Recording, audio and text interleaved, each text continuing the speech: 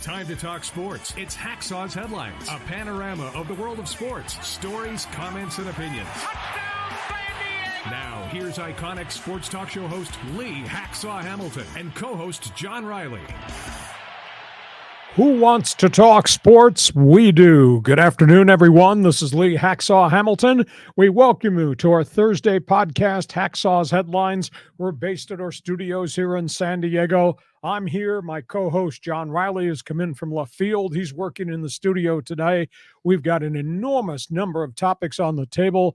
We're going to cover a lot of different things. We're going to go a lot of different directions. We're going to give you a lot of different opinions. And more than anything else, John, we want those of us on live stream who are joining us to join us in the Fans Forum, explain how that works, and then let's go through the process of subscribing to all the unique things we do with our podcast. Yeah, I mean, there's a ton to talk about right now, and I know a lot of the fans want to talk as well. So you can get involved. Just type in your thoughts, your comments, your questions for Hacksaw in the live chat on Facebook or YouTube, and be sure to subscribe wherever you get your podcasts, including Apple Podcasts and including YouTube. And by the way, I have a website. It's all written. Every day it's refreshed. One man's opinion column, best 15 minutes in radio, Hacksaw's Headlines, plus my mini poll questions. If you like sports, you should check it out every night or in the morning, LeeHacksawHamilton.com. Let's start with baseball, but let's talk baseball off the field. Off the field. I know there's a lot of breaking news over the last couple of days with the TV package on the Padres. The Padres are the first ones who are the victims of the death of regional sports networks. Bally Sports studios are dark. The Diamond Sports Group, which is a subsidiary of Sinclair Broadcasting, which ran Bally Sports, reneged on their contract with the Padres. Major League Baseball seized the Padre broadcast on Tuesday night after the game, after Diamond Sports missed a second rights fee payment that was due. I'll just give you the deep background. Sinclair, big broadcast owner, owns a ton of major market TV stations, created the Diamond Sports Group to get involved with sports broadcasting. So they have the rights to 14 Major League Baseball teams under regional sports networks. They also have NBA packages. They have National Hockey League packages. Well, Diamond Sports has taken a huge hit because of people cord cutting, dropping cable. I'm one of them. Okay. It's your fault. Okay. It's your fault I can't see Padre baseball on my TV right now. Blame the guy who's going back out to left field. So what's happened is Diamond has been losing so much money over the last 4 years because of cord cutting, John. They went to these ball clubs that they had the rights with, Arizona, Cincinnati, Pittsburgh, et cetera, and the Padres, and said, we want a reduction in the rights fee we're paying. Yeah. Club said no. Went to Major League Baseball and said, we really need help. Baseball's response is, the contract is a contract. The Padres, $60 million a year. That's what they were getting from Bally Sports and Diamond Sports Group to televise the games. Well, Diamond stopped making payments to clubs in the offseason. Right before opening day, they worked a deal where they pay a third of what they owed to each of the teams to start the season. So the Padres got a $20 million payment. The second payment was due last weekend. Did not make it. Informed the Padres they would not make it. MLB seized it immediately. They're the first club that baseball has jumped in and taken the rights away. Major League Baseball had been planning for the collapse of the RSNs, the regional sports networks, for a chunk of time, and had formulated plans. They had hired 3 broadcast executives who used to be with Sinclair to give guidance as to how to do this. So baseball jumps right in, takes the Padres, had the blueprint already laid out on the table. We're going to stream the games. You can subscribe through MLB TV. If you've got DirecTV, it'll be up there. AT&T, Uverse, a whole bunch of these other places, Spectrum, Cox, etc. subscriptions. So Padre fan now can get access to the games for $19.99 a month, and I think $79.99 for the year. Mm-hmm. But here's the thing that really worries me. $60 million in rights fee per year for the Padres is an enormous amount of money, John. Yeah, it is. How many subscriptions do you have to sell at $19.99 a month to get to $60 million rights fee? That to me is a huge, huge big picture issue. because I don't think the Padres are going to be able to capitalize on that kind of revenue stream ever again. Yeah, I mean, I think they're going to probably have to sell like 1 million subscriptions, right? At, roughly $60 a year. I know it's 79, but to use big numbers, they're going to have to sell close to 1 million subscriptions to make up it. And that's paying for the left side of your infield. It's a big issue. Baseball last night, and the bankruptcy proceedings are going on in Houston, John, as we speak. Diamond Sports Group went back to the bankruptcy judge and said, we think because the industry has collapsed, we should have the right to restructure down the rights fees to every one of our franchises. And the judge at this point has yet to make a ruling. But last night, there was a 9.5-hour hearing before the bankruptcy judge involving Rob Manfred, the commissioner, all types of lawyers, and the judge, walking through the background of how this situation got to the situation where the Padres games were seized by MLB. And Manfred testified under oath that the president of Sinclair came to him last year and said, we have to change our baseball contract with you. We're choking to death because the industry has changed. Mm-hmm. He threatened Manfred. He told Manfred in this one-on-one meeting, and the judge heard all this. The lawyers on the other side admitted this happened. The president of Sinclair told Rob Manfred that if you do not help us reduce the rights fees, we're going to file for bankruptcy and we're going to put all your clients, all your teams out in the street without TV contracts. It was really a nasty exchange. I read some of the dialogue that went on during the court case. And Manfred said, no, we're not going to cut the rights fees to each of our clients. And if you take us to bankruptcy, we're going to take all the rights back in-house and you'll be out the $2 billion you invested. It was a really nasty exchange. Then Sinclair came back to him and said, let's make a different deal. We'll continue to pay the fees the way they're structured. Padres $60 million, whatever all the other clubs are getting. We'll continue to pay it. You give us the streaming rights to all 30 teams in baseball for the future. Sinclair is trying to pull a money power play that they could take the streaming rights and create this bonanza for them and to a degree bail out baseball. Manfred said, no, we own the streaming rights. We're not giving them up. And on top of that, the big money franchises who already have successful streaming packages, Yankee baseball, Met baseball, Red Sox baseball, NESN Sports Network and all that, said absolutely not. First of all, we're not turning our rights back to baseball so that all these other small clubs could cherry pick off our pie that we've already created with SNY for the Mets and what they're getting in New York and Boston. And so the commissioner's he's got a problem with the big money market teams that don't want to give back. But at the end of the day, baseball has now made the Padres the prime example.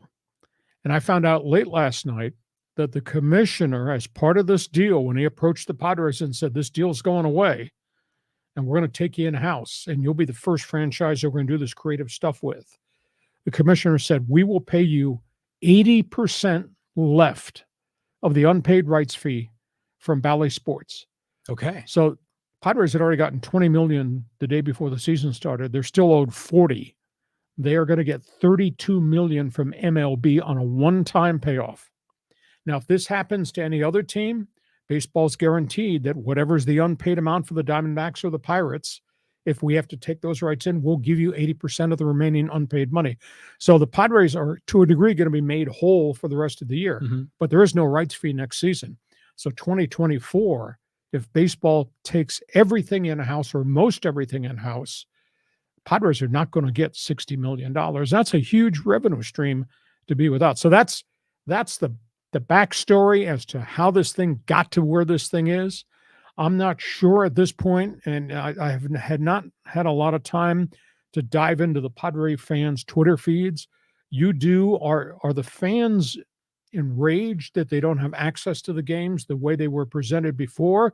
Is everybody diving in to do the subscription now for MLB streaming? Do you get any pulse at all from Padre fans? Yeah, I have, because I know that if you have Cox Cable in San Diego, they're going to be on Channel 4, just like they were in the 1990s. So for some Padre fans, they're thinking this is great, and it's part of their package. Now we cut the cord. We have internet, but with Cox Cable for the internet only. So our television, we have direct TV stream, and Bally Sports was part of that package. But then last night's game and today's game, both, we were able to see it as direct TV stream as a separate Padre only channel. So it didn't cost us anything extra. It didn't disrupt our ability to watch the games. The same thing is true with all the Cox Cable customers. I'd imagine it's similar on UVerse or whatever other platforms. So it was a change. There was a time when we were all wondering what was going to happen, but so far it's not been that big of a deal. Now I have DirecTV, and I've had that for a long time. That was a spinoff of NFL Sunday Ticket. Luckily, I kept it. I haven't canceled it, so I get to see Padres. But there's a lot of people who just had Spectrum, and you won't get it on Spectrum anymore unless you buy the package or you buy MLB TV's package. So it's going to be a little bit different going forward. Biggest question that I ran into, I work out every morning at a fitness center, is where can I find the Padres games?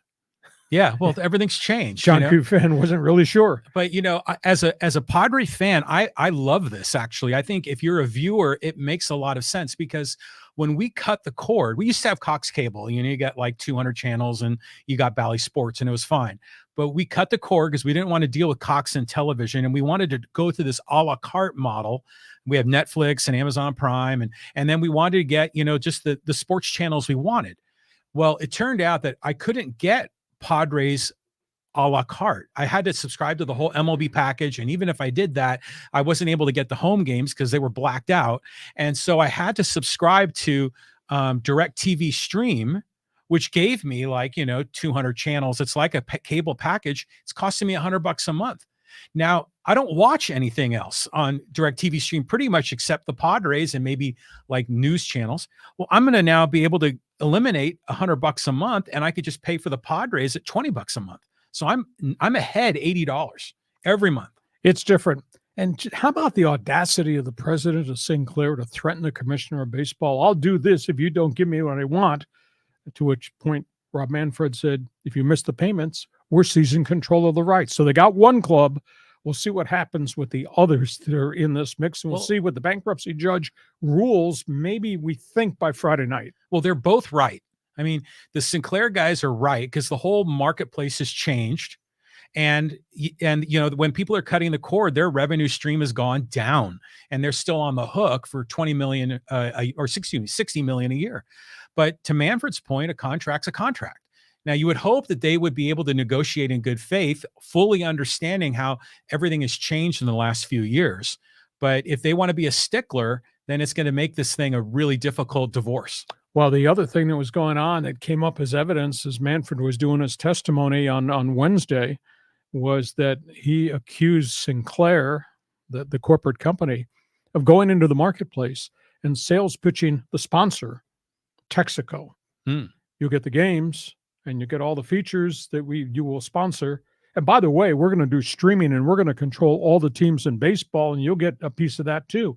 They were selling something they don't have. Oh, that's not right. And Manfred found out about it, and he put his foot down after the president of Sinclair put his hand on him and said, if you don't do this, we're taking this thing to bankruptcy, and we'll put all your teams out in the street. Wow. Holy cow. It's like a game of chicken. Yeah. And you're going to do this with a commissioner of baseball? You're going to intimidate Rob Manfred? I don't think so. So that's where we are with Padre baseball on the field. Weekend series. They got the Cubs, and they got the Mariners, and they go back out on the road. Sidebar story in Major League Baseball. Dodgers, Yankees. You think they'll draw 50,000 at Dodger Stadium Friday, Saturday, Sunday to see Aaron Judge and Giancarlo Stanton and Garrett Cole against Dodger Blue? Wow, what a cool series that's going to be. Yeah, it's going to be like the late 70s when those two teams faced off in the World Series. So that's going to be a great one. I mean, that's a bi-coastal gig. And then, the Padres, they won 10-1 today. I mean, the offense lit up. So maybe they're turning the corner. It only counts as one, please.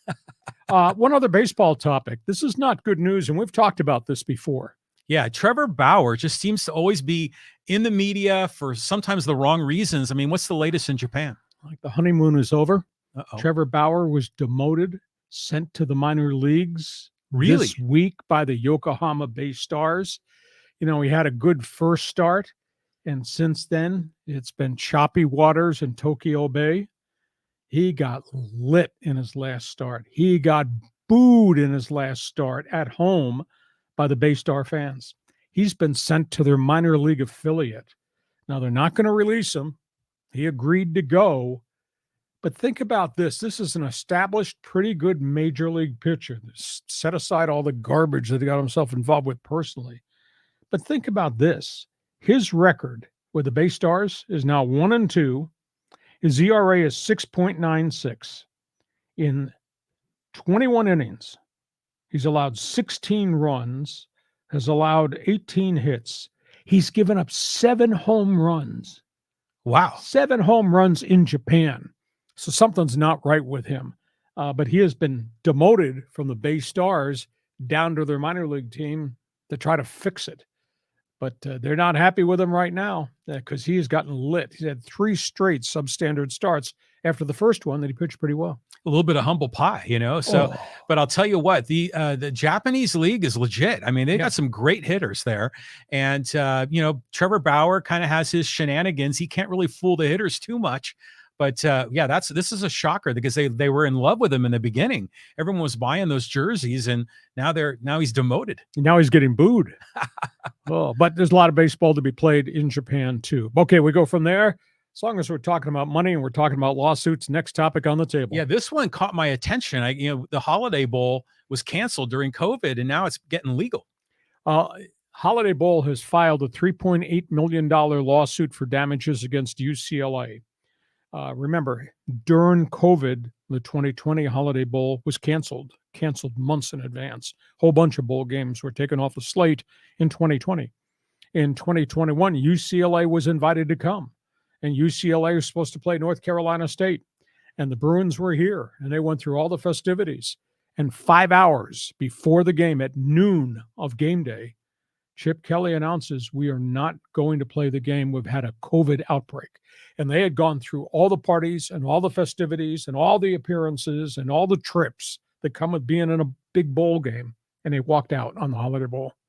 And the Holiday Bowl took a huge financial hit. They had to give back enormous amounts of money in tickets.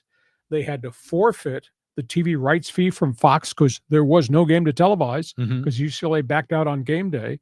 They had all the inherent cost for construction and putting the bowl game on at Petco Park. They swallowed all that.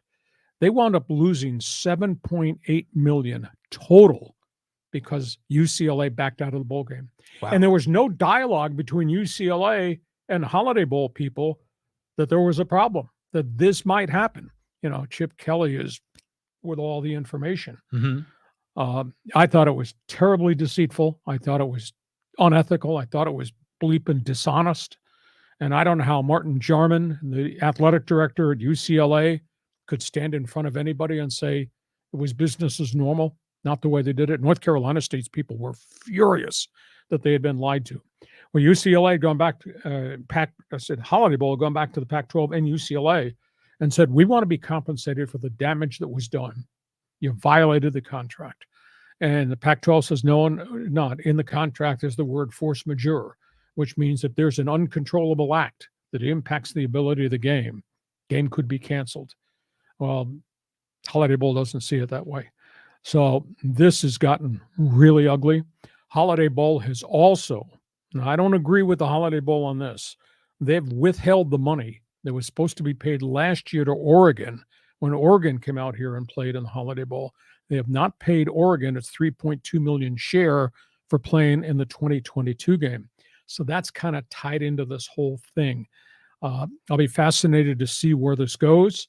At the end of the day, I think UCLA has to bear the burden, some of the burden, for the financial trauma they caused with the cancellation of the game. Nobody else on that team got sick aside from 3 or 4 defensive linemen the night before the day of the game because they were testing everybody on a constant basis. I maintain the game could have been played. But, Chip Kelly is of the opinion, I were losing all my top players, and what if other players get sick? Or he didn't want to get killed in a bowl game because he didn't have any defensive linemen. Real tough call here. But boy, the Holiday Bowl just took a horrific financial beating and they operate with a thin margin. This is San Diego. This is small market, small advertising market. We'll see if they settle out of court, but they've not made any progress at all talking to the conference and talking to the people in Westwood. Maybe this goes to trial, and then that'll be interesting to see what transpires. Well, I think UCLA should reimburse the Holiday Bowl for this. And you said it was only 3 or 4 defensive linemen that got. Yep.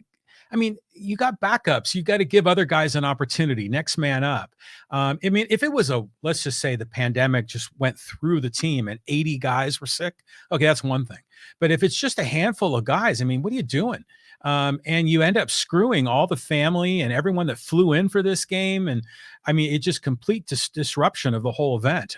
Did we see anything like this in other bowl games? Well, there were a whole pile of bowl games canceled in 2020. And I think the 2021 UCLA walking out 5 hours before game day, that was the only bowl game that was impacted by COVID at that point in time. Yeah, it's got to be on UCLA to make the Holiday Bowl whole. I concur. We're talking money. Let's talk about the NFL here. Okay, yeah, Justin Herbert, he's going to be getting paid. I mean, a lot of these quarterbacks are making $50 million a year. Well, Jalen Hurts signed the first big contract of this offseason when he inked with Philadelphia at $51 million per season. Next up, and like everything in the NFL, one guy negotiates off what the last guy got, John. Mm-hmm. You got Justin Herbert. You got Joe Burrow in Cincinnati. Cincinnati has open talks with Joe Burrow. That price tag will probably be $50 million. They're going to take care of him in some creative fashion. The Chargers have had conversations with Justin Herbert's agent. I don't think they're close to a deal yet. They've got this whole year to get this thing done. It'll be $50 million probably for him. But Tom Telesco really came out of character. He doesn't talk about specific players. He doesn't talk about contracts and holdouts or any of that. He came out and he said, we know, based on my experience having dealt with Peyton Manning's contract in Indianapolis, we have a file as to how to negotiate these type of deals with a star player. But then he said, the quarterback deserves the right to get his proper value. And it's $50 million probably per year, because that's where the NFL's gone to. Whether it's Deshaun Watson, Lamar Jackson, Jalen Hurts, what's going to happen with Burrow, then what happens with Justin Herbert. The player deserves the right to get his value. But, there's always a but. Yeah. But the player must understand we need to have money to go get other good players to put around that great player. So there's a subliminal message right there that we're not going to write you a check for $55 million because we need salary cap space to be able to go get other good players to put around you. Kind of a fascinating way to do business. Herbert is such a different kid. He's cut from such a different cloth. They'll get this deal done. Maybe he even takes less because he understands I can't do this by myself if we have enough money to go get other stars. That's why next year the salary cap is going to impact some of these other guys on the roster. The roster will look different. I firmly believe this will be the final year for Keenan Allen at $30 million plus. Might be the final year for Khalil Mack, who's making like $32 million cap figure. Probably the final year for Austin Eckler, who will go on the open market as an unrestricted free agent, and they can't franchise tag him. But it's kind of interesting to hear what Telesco had to say. Well, he's not wrong. Telesco's not wrong. I mean, he has to make the math work. He's got his guys work on the spreadsheets to get the numbers to work.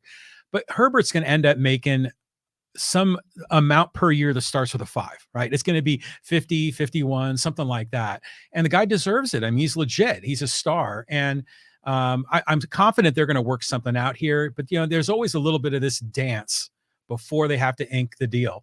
So when is he on contract for this year? He's got 1 year left. Okay, so they're going to probably try to get it done in the off season so it's not hanging over their head. Well, either that or the agent may push this and say, hey, my guy does not want to play his final year of the old contract without the extension going forward, because what if he gets hurt? Now he's got no market value. And historically, star players, they get the new contract before the final year of the old contract starts. Mm-hmm. So I think this has to happen between now and Labor Day weekend, just before the season starts. Yeah, that makes sense. So Justin Herbert, and then next in line is Burrow.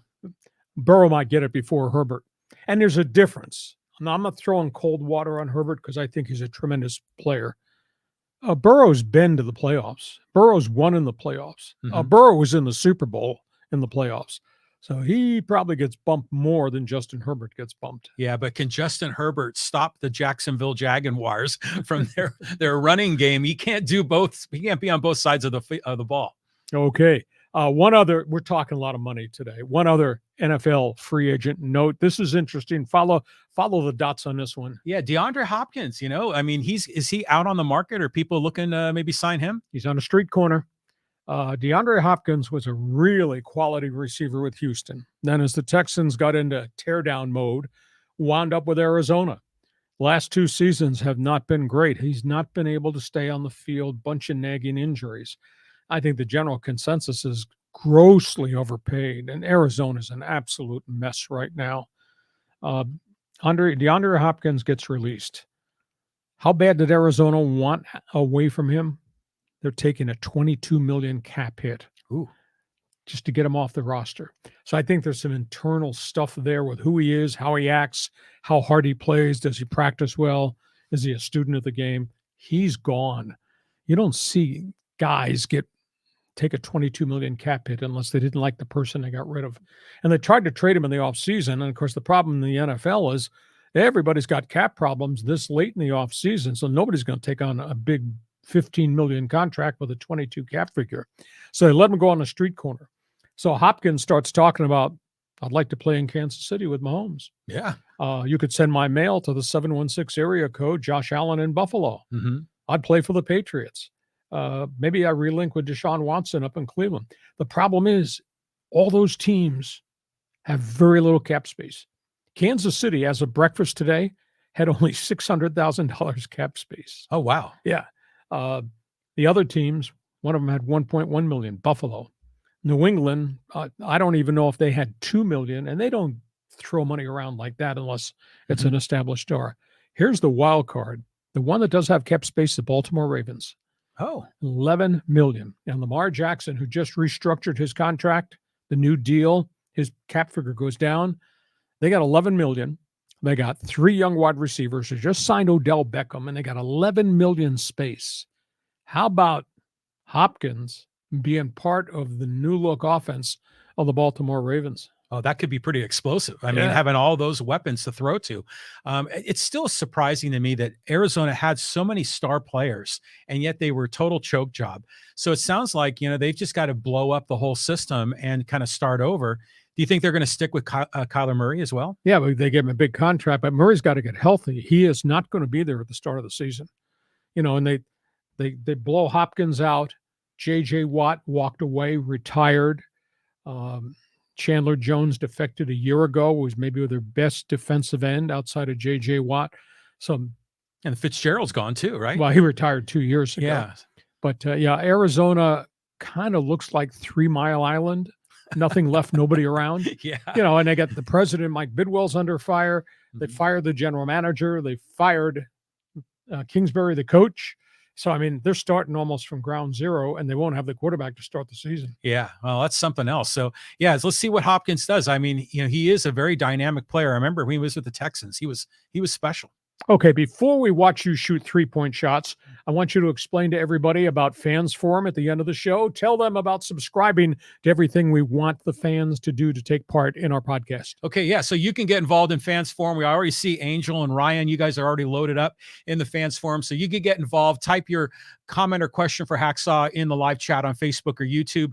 Be sure to subscribe on Apple Podcasts or wherever you get your podcasts, including on YouTube. And, click on that bell. You'll get alerts whenever we drop all these new video segments and video clips that we do throughout the week. And a reminder, if you like sports, you need to check my website. It's all written. You will really like it. If you check it every morning, you'll be the smartest guy outside of these studios in San Diego County and up and down the West Coast. So check my website, LeeHacksawHamilton.com. And don't be afraid to give us a thumbs up. Don't be afraid to give us 5 stars. John doesn't have very many friends, so we'll take all the friends we can get if you give us a rating. Okay, let's talk hoops. Hoops. I mean, the NBA finals start tonight. I mean, it's June, right? It's amazing how long the season is. The Joker versus Jimmy B. Denver Nuggets, Miami Heat. You got a great center in Nikola Jokic. You got Jimmy Butler, who has just willed the Miami Heat into the NBA Finals. Think about this. Miami lost the first play-in game. They were backs to the wall. Their bags were packed. They were going home. They won the second play-in game, and look what they've done is they've trashed everybody along the way in the Eastern Conference to get to the finals. I mean, obviously, Jokic is the best big man in the NBA right now. It's impossible to defend him. Jimmy Butler is just an explosive guy. You got two really dynamic coaches. I wouldn't want to be in a room with Mike Malone during the playoffs, the Denver coach. He is, boys, fiery. I like Eric Spoelstra a great deal. I think he's a great chess player, moving pieces around on a game-by-game basis in developing game plans. But Denver's got three guys that are really big-time players. Jokic, Michael Porter, the number one picks, finally started to play because he's coming off 2 back surgeries. And obviously Jamal Murray, who's just exciting. The wild card, I think, in the whole Denver storyline is Kentavious Caldwell-Pope. He has had a really good season, and he's been glue to hold them together, and he can hit shots, etc. So he has really made a mark in Denver.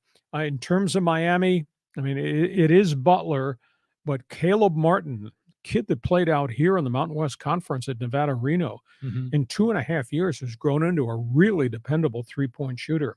And they're going to get Tyler Hero, the guard who had broke his hand very early in the playoffs. He is back. He's practicing. Really? He'll probably be ready for the weekend. Only concern I think Miami has is can it keep the big guy out of foul trouble, Bam Adebayo, because he's going to have to find a way to defend Jokic, and Jokic is big as a state of Rhode Island and makes so many things happen.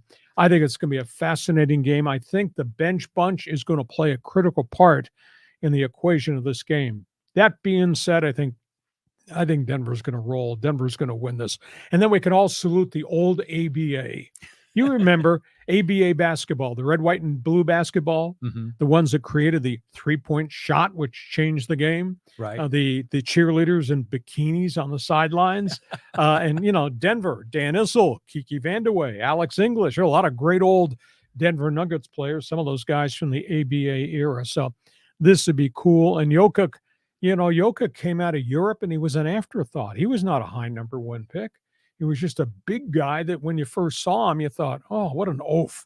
Can this guy play? Well, the guy sure can play. He can't run well. He doesn't jump well, but he is so acrobatic in terms of the variety of shots. And he's got peripheral vision. He makes passes. You say, how did he see that guy? He's a tremendous individual, great human being, does some foundation stuff in Denver. This will be a fun series. I'm so pleased for Butler is such a warrior, and Spoelstra is such a bright, light coach, and Denver has really earned this. Yeah, it's nice seeing Denver in the NBA Finals. I mean, I love it whenever there's a city that has been championship starved in a particular sport to finally get on the big stage. So I'm kind of rooting for Denver, but I'll tell you what, the Spoelstra is an interesting guy because, I first started paying attention to him back when the Heat had LeBron and D Wade and who was the third guy there? The one they got Chris Bosh. Yeah, Bosh. And then you figure, who is this coach? He's just got all these great players. He just rolls the ball out. But you know what? All those guys are gone, but the Miami Heat continue to be a good team. They keep rebuilding. I had Alonzo Mourning was part of that whole mix. Yeah. And you know what? He's working for a mad scientist. I think Pat Riley is one of the greatest executives of all time. It's hard to believe Riley has been in South Florida. I think it's 23 years now. That's amazing. It is. I think Spoelstra, I think he may have been there 14 years as head coach. So I always like Riley as a human being, as a bright X and O's guy, as a player personnel evaluator, and he landed in South Florida, and look what he's turned the Miami Heat in multiple times. He rebuilt that thing 3 times. Yeah, I mean, it's just amazing what they've been able to accomplish. And meanwhile, the hockey team in Miami, they're going to be in the NHL finals too. So this is a good time to be in South Beach. Yeah, I agree. Okay, move on. Next NBA topic, is the era over? Yeah, I'm kind of concerned about this. I grew up as a Warrior fan, went to a lot of games at the Oakland Coliseum. This GM has built a dynasty, and now he's stepping out the door. Yeah, it's kind of a surprise. I think he's burned out. I mean, he spent a lot of time there. They won 4 championships under Bob Myers' reign. He's a former UCLA player, became a player agent, smart guy. and then became a general manager, linked up with Steve Kerr. There's been a special chemistry there, rebuilt this thing a couple of times, helped groom Steph Curry into a Hall of Famer, helped create the aura of Klay Thompson that became the Splash Brothers, drafted Draymond Green, and despite the theatrics, the guy's a rock-solid, tough guy. Yeah. And now he's laid the foundation because they do have another group of young guys coming. Jonathan Kuminga, Jordan Poole, the young center who's become a role player, rebounder for them.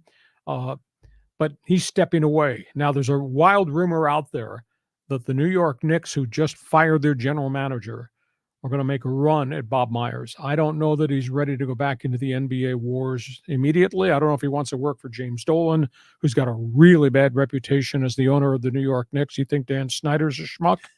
This guy's a bad dude, too. So I'm kind of surprised.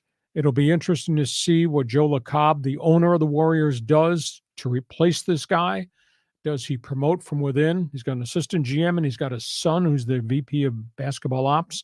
Do they become the general manager? Does he go outside and hire a well-established, proven NBA GM to come in to work with Steve Kerr? It'll be fascinating to see what transpires. Yeah, I mean, the Warriors have had a great run these last 10 years, and this guy is the architect of the whole system. So it's interesting about the Knicks, because the Knicks, you would expect the New York Knicks to be one of the best teams in basketball, but they've been struggling for decades. They had a little run there in the 90s with Patrick Ewing, but they haven't been really great since really the 60s and 70s, right? Yeah, and James Dolan is the owner, and outside of Daniel Snyder being disliked, James Dolan may be disliked as much in New York. I mean, is he getting involved in a lot of workplace harassment? Or there's a lot of junk on and off the court with him. It just never, ever ends. And they got a good product, a lot of good young players. They've always been active in free agency, but just not a well-run, well-oiled organization that keeps going through executives, that keep going through coaches. And the one constant is James Dolan sitting courtside with no track record of success with the New York Knicks. And the Spike Lees of the world scream, we need a new owner, need a better owner. Well, the last time the Knicks were good, I think Pat Riley was there, right? Mm-hmm. So more back to that genius in South Beach. Okay, we go from that topic to the other topic. Look who's employed, look who's not employed yet in the NBA. Yeah, there's a lot of open vacancies, and some have already been filled. Well, we've had 4 filled right now. There's a couple more out there that are going to fill pretty quickly going into the NBA draft in the middle of this month. Philadelphia, really good hire. Nick Nurse did a good job in Toronto, and then finally they felt they'd gone as far as they could with him. Nurse gets hired this week in Philadelphia. Now, I'm not sure what he's inheriting, because he's got Joel Embiid. He's got Tobias Harris. He's got some Tyrese Maxey. He's got some really good players. But James Harden is opting out of his contract and is going on the street corner as an unrestricted free agent. So it won't be quite the same team if Harden doesn't re-sign in Philadelphia. But the one thing we know about Nick Nurse, you will play defense, damn it. So that bears watching. Okay. But he walks into a really good situation. Houston is a mess. They've been down for an extended period. They didn't win the lottery. They do have some decent young players, but they get Ime Udoka, who came from the Boston Celtics. Udoka did a tremendous job in a short period of time, and then he got removed. He got removed because of a sexual harassment, sexual relationship case with somebody in the front office, and he's refused to address it. But he got bounced out of there pretty quick, and he had a good team that really liked him and responded to him. At the end of the day, Udoka walks into Houston, and they will play suffocating defense. He will teach them to play that way, because that's what made Boston pretty good with Tatum and Brown and the Smart and Al Horford and all those guys. So he winds up with a Houston job, although I don't think he's got enough players yet. The surprise hire was in Milwaukee. First of all, that they fired Mike Budenholzer, who had done a really good job. He got bounced right after they got knocked out of the playoffs. They do have Giannis. They do have Chris Middleton. They've got some pretty good players in Milwaukee. This is a bit of a surprise hire. They hired Adrian Griffin. He was the right-hand man to Nick Nurse in Toronto. He must really impress them, because he interviewed, I think, for 3 jobs in 1 week, and all of a sudden Milwaukee grabbed him. They just hired him. So it'll be interesting to see what this first-year head coach is like. And then overnight, Thursday morning, he got hired, Monty Williams. Most people of opinion, Monty Williams got screwed in Phoenix. This guy had been in New Orleans. He'd done a really good job building the Phoenix Suns. New owner came in, hit the eject button. After Phoenix got taken out of the playoffs, injuries had something to do with that. Monty Williams goes to Detroit, and they've really been miserable. They've been down for a long time, but they've had high number 1 picks. They traded for a former Golden State number 1 pick, James Wiseman. Oh, yeah. They got to teach him to play defense. They got to continue to build his body, but at 7 foot with offensive skill. They had Cade Cunningham, the number 1 pick a year ago, who sat out this past season with a major injury. They've got a lot of young pieces, and they're going to have the 5th pick in the draft, so they're probably going to get a really good player. And Monty Williams comes with a really good reputation. Now, the other 2 jobs that are still open as of this hour, Phoenix Suns. I'm not quite sure I understand this, but this new owner, Matabisha, he wants to do what he wants to do, and it's his money. They're making a push to hire Doc Rivers. And Doc had just gotten jettisoned in Philadelphia. Prior to that, he'd been with the Clippers. Mm-hmm. He's had success lots of places during the regular season. His postseason playoff record is really poor. So I guess the question you have, because obviously Phoenix has got a lot of firepower and a lot of players, what makes you think Doc will be any better in postseason playoff basketball in Phoenix than he was any of the other 3 or 4 places he's been in the NBA? So that bears watching. And then the last one is Toronto, which got rid of Nick Nurse very early. And I'm surprised it's kind of behind the curve in terms of who they should hire. It's interesting. They're talking to coaches internationally from Europe rather than interviewing a truckload of guys for the Raptors job. And they got some free agent contracts that they're going to have to solve because otherwise they're going to lose some guys. They've got some unhappy veterans that might want to be traded. So I don't know how good the Toronto job is right now. So I've given you a ton of topics here, but go ahead and respond to what. Well, that's interesting with Toronto. I mean, we've had so many great European players. Why not a European coach come into the NBA? I like that thinking. But I just go back to the Bucks. It's like, how in the heck do you blow out your coach after being a number 1 seed? And sure, they choked in the playoffs. But it's almost like when the Chargers fired Marty Schottenheimer after he went 14-2. How can you do that? I mean, what are you doing? So you figure you build on these coaches. I think with coaches, sometimes, people are always seeking someone that has this magic elixir that's going to turn a team into a winner.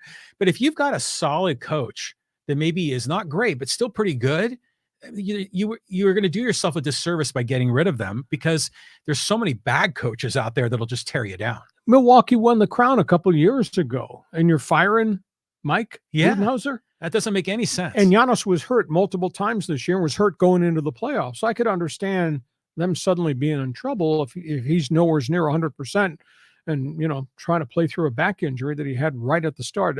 I thought it was weird. It is interesting. Budenholzer's not been hired yet, which kind of surprised me. I thought somebody would jump on that name pretty quickly. So fascinating to see where we're going. And by the way, just around the corner, we got NBA free agency. You think we'll be talking about that? Damn right we will. Yeah. On we go. Where do you want to go? Let's talk puck. I mean, yeah, let's put the big board up here. We got some teams here also coaching vacancies in the NHL. Well, there's only 4 left. There have been a couple of hires this week. The Anaheim Ducks have yet to make a move on a coach. It's been very quiet there. Pat Verbeek. I'll throw 2 names at you that I think you're going to get some consideration. One is Kevin Dineen. Dineen was a former head coach for the Florida Panthers, coached with the San Diego Gulls for a couple of years, and then mysteriously got blown out after 2 good years in San Diego. He went to the New Jersey Devils. He's coaching their Utica Devils team in the American League and done really well. Might he merit a look? I think he's an NHL coach and waiting deserves a second chance. The other one was a guy in Tampa. And where did Pat Verbeek come from? Tampa and Detroit. A guy by the name of Jeff Halpern, assistant head coach for Tampa Bay Lightning. And John Cooper's had a really good run there on the Sun Coast. Those are 2 guys that I think that the Ducks are probably looking at.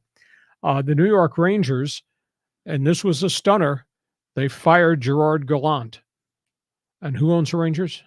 James Dolan. Gallant had a really good season, but they got 86th in the NHL playoffs, which is a surprise. Mm-hmm. They had made all these trades at the deadline to add Vladimir Tarasenko from St. Louis, and none of the pieces, they traded for 3 guys, none of them fit in well, and the Rangers got ousted from the playoffs really early on. So that was a surprise.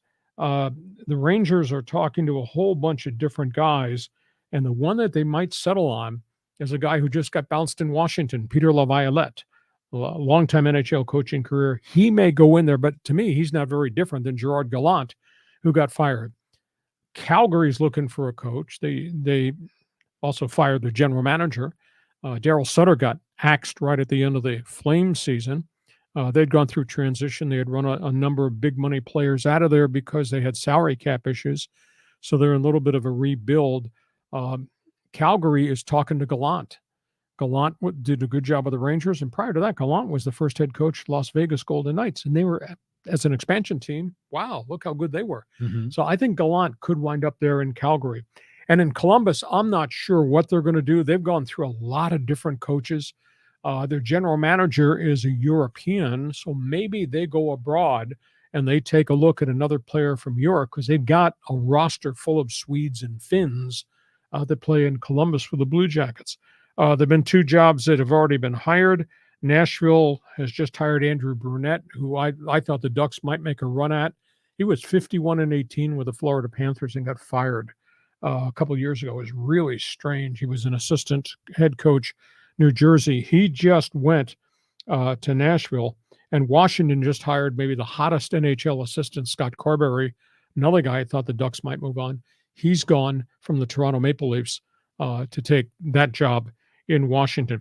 It's interesting, the names that are out there, check marks of names you would recognize. Daryl Sutter, who's been everywhere and has won cups in a bunch of different places, but he's really old school.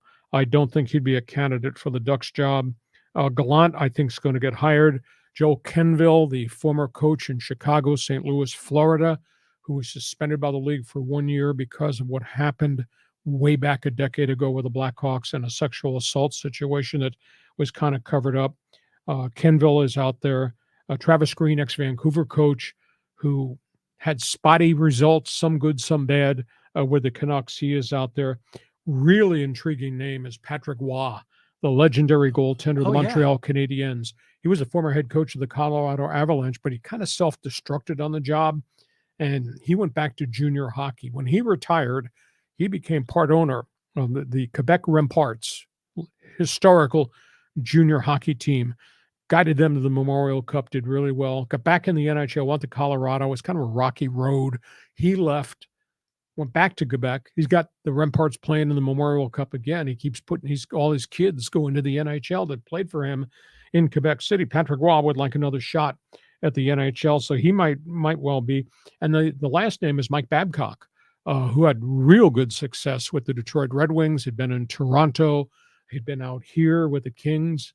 I thought the Ducks might take a flyer on him, but Pat Verbeek is a second-year general manager. They have such a very young team. So do they want a young guy to work with the young kids, or do they want a taskmaster to take over? And, the intangible thing, this sounds stupid of me to say, and I know you're going to say I'm stupid. That's okay, because I don't care what you think in left field. Look what you're broadcasting tonight. The Ducks have the second pick in the draft. They're going to get a great player, probably Adam Fantilli, the University of Michigan. They have 11 draft picks. They now have $39 million cap space. Oh, wow. And they've got the whole ton of young guys that they force-fed last season that are all going to be back with a year under their belt, that with NHL experience at age 20 and 21, et cetera. I think the Ducks job, you may think I'm stupid, but I don't care about that. I think the Ducks job might be as good a job as there is in the NHL because they got resources and they got assets. Yeah, and you could be the coach that's going to turn the whole thing around and get the credit for all of that. So that would be terrific. So I have a question for you, Lee. I mean, you have a tremendous history broadcasting professional hockey, and as a hockey fan, who are some of your favorite coaches that you remember from yesteryear in the NHL? My goodness, I crossed paths with so many guys. I was a huge Pat Burns fan, as witnessed by the success he had in Montreal and Toronto before he passed away. I thought Pat Quinn was one of the great motivators of all time as a head coach, and he's passed away. He was in Vancouver. He was in Toronto. The Irishman smoking a cigar, really cool. One of the unique guys I ever crossed with, and I'll tell you 30 seconds worth of the story. When I was in World Hockey Association, I was in Cleveland and then in Indianapolis doing games. And Indianapolis had a coach by the name of Jacques Demers, a young guy. Jacques went on and won a Stanley Cup in Montreal with the Canadiens, had a good run with the Detroit Red Wings. He was illiterate. He could not read. There was something that did not allow him to process information. And when I found out about this after he retired from Montreal, he suffered a stroke and had to retire. And I thought all the conversations, because I got along really well with him, and I thought all the conversations, and I'd say, look at this. He said, oh, I didn't bring my glasses. I can't read that. And that was his explanation as to why he couldn't read. But the reality was he could not read, and yet he won. He knew hockey. He knew X's and O's.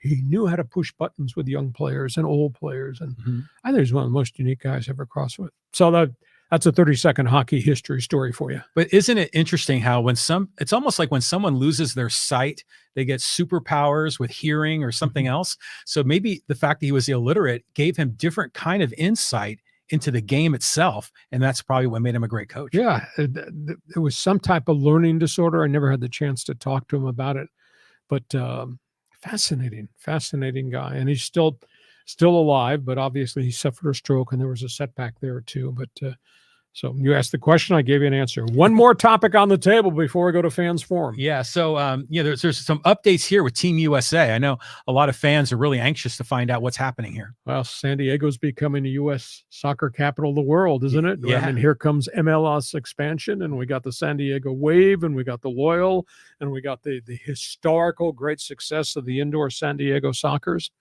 Team USA has just lost its interim coach. This is kind of hard to believe. As you know, Greg Berhalter's contract expired.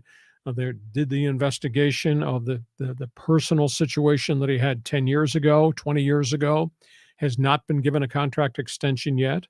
The general manager at Team USA left. Ernie Stewart went to the Netherlands to take a job. They have Matt Crocker, who's been hired as the new general manager. He's going through the process. He just lost the interim coach, Anthony Hudson, who took over the program when Berhalter's contract expired. Anthony Hudson has just resigned to go to Saudi Arabia to coach in their high-powered league. So they promoted a guy by the name of B.J. Callahan, who was an assistant coach also for Berhalter. He's going to run the team during the Nations League and the Gold Cup tournaments are coming up in June and July. And Matt Crocker says we'll have a new head coach by August. He says Berhalter is still under consideration. My theory is this guy proved himself. He rebuilt the roster. The future is very much ahead of it. Bring the guy back. Sidebar story, Team USA begins training this coming Monday for the Nations League and the Gold Cup tournaments that are coming up for CONCACAF. They play all these teams in North America, South America, etc., all these countries. They have just released their roster. So Christian Pulisic has come back from Chelsea. He will play for Team USA all summer long. They're bringing back Weston McKennie, who played for Leeds in the English Premier League, got hurt, got healthy. He's coming back. They got injury problems with two of their goaltenders are hurt that won't be there. So they're going to have to go with Matt Turner to be the starting goaltender through the whole push through the course of the summer. But they added Gio Reyna, has been added back to the roster. Alexandra Zendejas, who could make the decision, play USA, play Mexico. He's playing for Team USA. And they just got approval to bring on board from France, Florent Balogun. Scored 21 goals in France. Nice. He has come stateside. And suddenly, there looks like there's a lot of firepower on Team USA as they start to build this thing towards 2026 in the World Cup. And all these guys are going to be here the entire summer to play in the Nations League tournament and then in the Gold Cup. Well, it's exciting. It's an exciting time for Team USA. And, we talk about how they were really building for 2026. It's odd to me since they haven't hired Berhalter and they're dragging their feet. There's got to be something going on that we don't know. They must be looking for another coach, or maybe they'd had to make a hard choice between Gio Reyna and Greg Berhalter. And they said, we're going to take the kid Reyna. Well, the kid is there, but I think that Reyna walks in that room because all the players are backing Berhalter. I think that there'll be a new standard for decorum inside that room. And Reyna, I think, will have grown through the mistakes that were made and what his family did to Greg Berhalter, because Pulisic and those guys went public right after the season ended, and it was apparent that we're not going to renew Berhalter immediately, said that's our coach. He's responsible for why we got as far as we got in the last World Cup. So I'm still hopeful Greg will get this job. We'll just have to see where it goes. But I'm excited because now you bring in the player from France to go with the two kids that didn't hardly play at all last year in Reyna and Zendejas. And you got Pulisic, and you got McKinney, and you got a load of guys on the back end defensively. I'm just kind of fascinated as to how this thing grows. Yeah, it's going to be an exciting time, and for not only for Team USA, but like you said when you kicked off this segment, for soccer in San Diego. I mean, it's just this sport is really beginning to flourish in America. Okay, quick reminder: if you like sports, you need to go to my website. It's all written. Don't sit here and just listen to us. Check my website, LeeHacksawHamilton.com. We invite you to share it with all your friends. Tell them what we're doing on our podcast, our regular Thursday podcast, our bonus podcast every Monday. And then what we do with the short vertical clips that we add to the podcast as well as to Instagram. By the way, when you share, make sure you tell everybody thumbs up because of what we're doing and give us 5 stars. We have no pride. We'll take all the followers that we can get. John, all your friends are lined up. Pick some questions. Yeah, I mean, there's just a ton in here from Ryan and Angel and Romel, and so let's go here with Angel Berrigan. He says Hopkins would be a great fit for the Rams if they have cap space. As for the Cardinals, I'll be surprised if they win 5 games in 2023. Yeah, I think Arizona's a real mess. I don't think the Rams are much better right now. The question is D Hop going to come play for less money? That's the big issue. You know, he can talk about Kansas City and he can talk about Buffalo, but they don't have cap space. And I'm not sure he's a $15 million a year wide receiver anymore. You know, he had 3 straight years. He caught over 100 balls in Houston and they traded him. And then he caught 42 and 64 in Arizona over 2 years. He was not making the production, the kind based on the amount of money he was making. I'm not going to say he's damaged goods, but there's obviously he's got to prove it. I don't think the Rams have very much cap space. So it sounds neat in theory. I just don't see how that's humanly possible because of the Rams have just so many issues and so much dead money with a cap. Yeah, well, I think Rams fans are probably just desperate to have another star back on that team since so many other great players have left. But yeah, what a wild situation. You said like the Kansas City Chiefs only had $600,000 in cap space. I mean, it's going to be hard for DeAndre Hopkins to find a good fit. Yeah, I think Baltimore, because they got 11 million cap space. And I think everybody's enthused about being around Lamar Jackson. We move on. Pick another topic here. All right. Ryan Kennedy says, who do you think is winning the NBA Finals and Stanley Cup Final? Also, how many games do you see them going? I'm thinking Nuggets in 5 and Golden Knights in 6. Yeah, I think the Joker and those guys are going to raise the trophy. That's a really good basketball team that's kind of grown into it. They got the big center. Michael Porter had a severe back injury when they first drafted him, had 2 surgeries. It's taken him 2 years to find his game. Murray has just exploded. He's the kid out of Canada. And I'll tell you, KCP, Kentavious Caldwell-Pope, the ex-Laker, he has really played well. He's kind of a glue guy. I just don't know that Miami's got enough people physically to just deal with Jokic.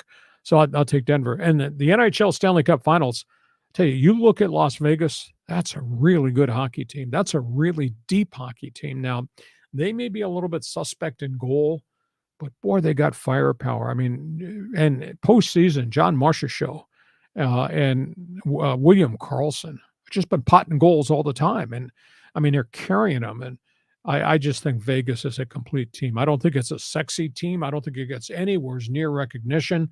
I don't know who the hell's going to watch these games because Vegas and Florida are not sexy teams.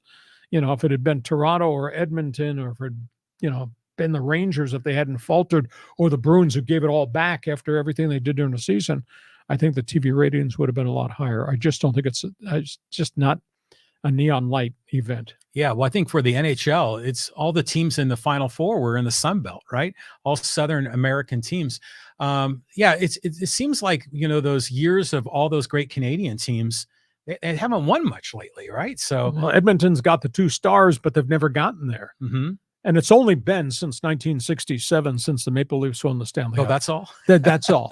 Hard to believe. Yeah, and as far as NBA goes, I'd like to see the Nuggets win this thing, but as a fan, I want it to go 7 games.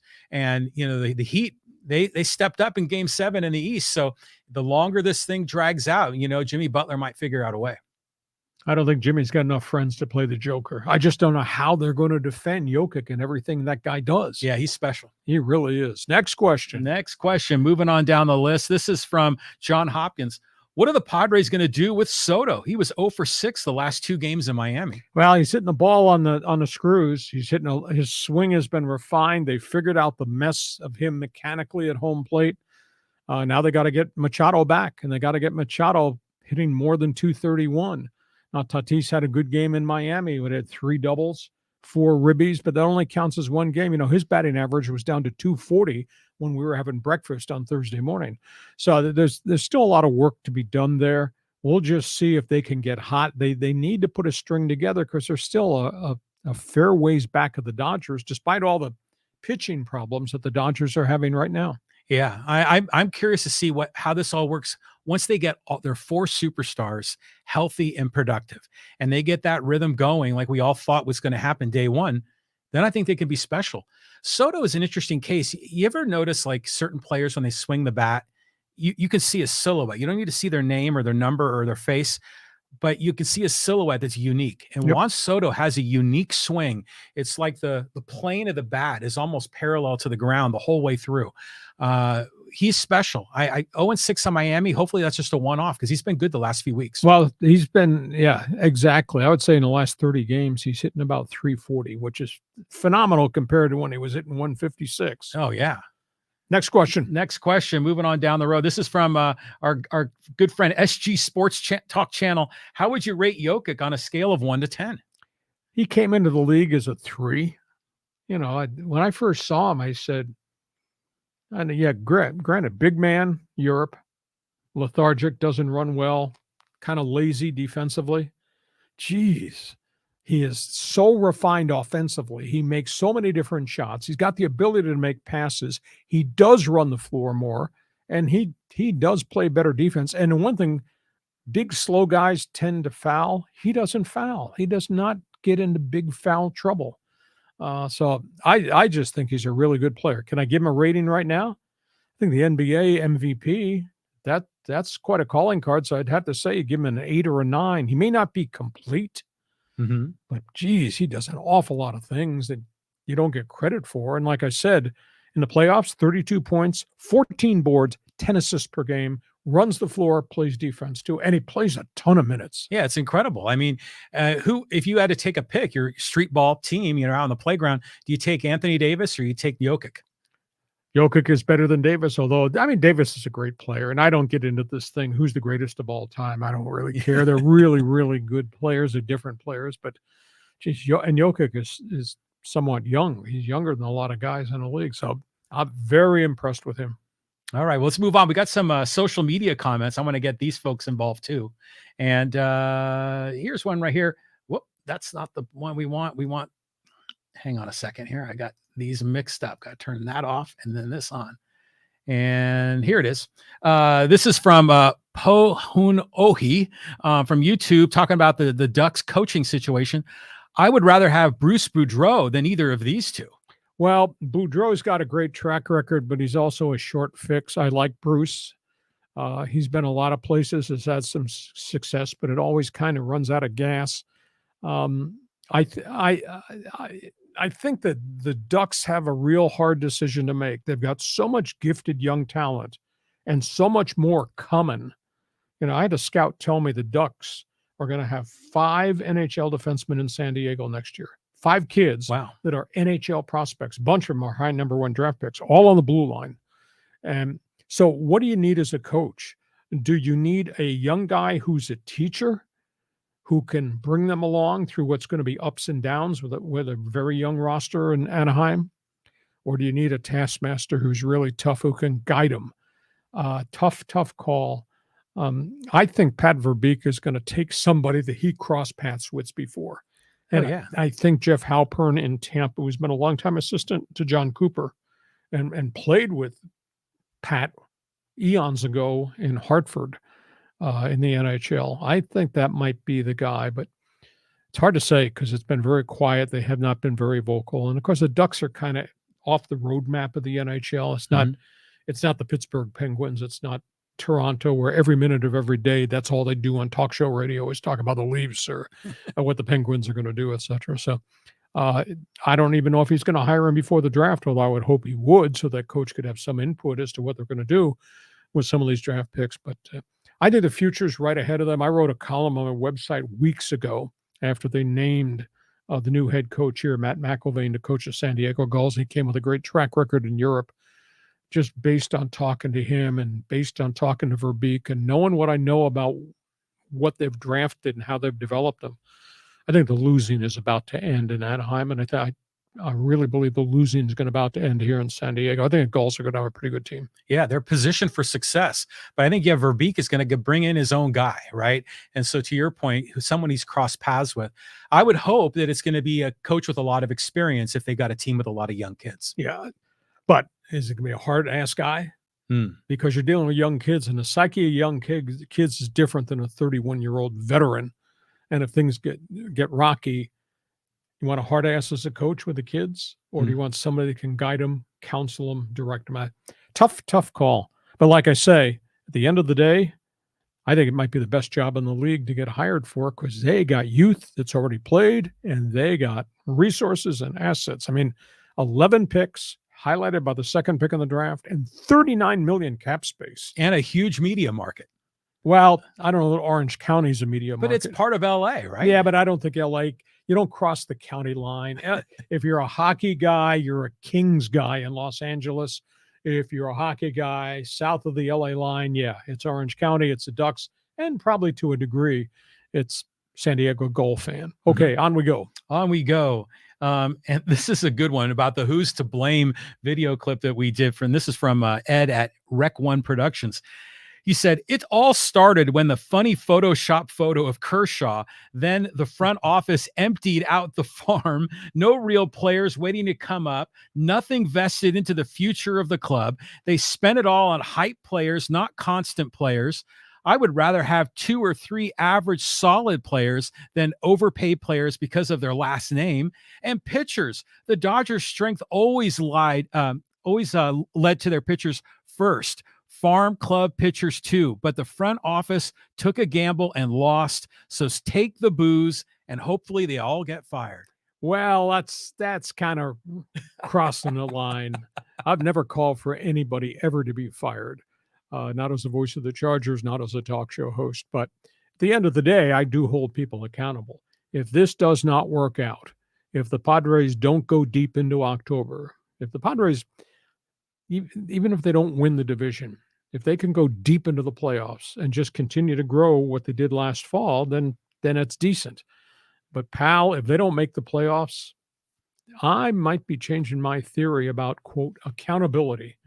But you need stars, and there's no doubt that they're paying enormous amounts of money.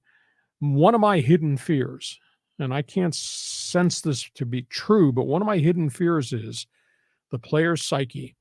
Well, we'll win. Well, maybe it's okay. By the way, I got my money. Did you get your money? The amount of money they're paying to these stars, I don't see fire and I don't see passion yet. Now, maybe it's because everybody's been struggling and now guys got nicked up. But they need somebody to pick up the flag and say, you're going to follow me. You need a Ken Caminetti. You need somebody like that that's going to drive this thing. But that being said, we've seen Tatis and the explosive things he does that brings players together. We saw what Machado did each of the last 2 seasons, where they really became a follower of his as he marched up and down the dugout and ran around the bases and made things happen. So I'm not ready to give up on him yet, but there will be some time during the course of this season to the end of the season where I will invoke the word accountability, and then we may have a different discussion, John. Yeah, well, I think the Padres, again, it's all on the players. They got to figure it out, and I don't think they've had their top 4, their Fab 4, all cooking at the same time. And they started the season without Tatis. Machado's been hurt. Soto was in the tank for a good part of the start of the year. Maybe in summertime they start to heat up, and it's June 1st. So let's see. We will find out. Hey, listen, we hope you've enjoyed our Thursday podcast. We're here each Thursday. We're here with Monday bonus podcast. We invite you to subscribe so you'll know when we're putting new stuff up on our podcast. Please check my website, leehacksawhamilton.com. It's all written. John, have yourself a great sports weekend. We'll talk to you come bonus day on Monday. Yeah, NBA Finals starts tonight. Hey, thanks for being with us. Hope you've enjoyed Hacksaw's Headlines. Join us again for Hacksaw's Headlines on YouTube, Facebook, and Twitter. And find the audio version on your favorite podcast apps. For more content, go to leehacksawhamilton.com.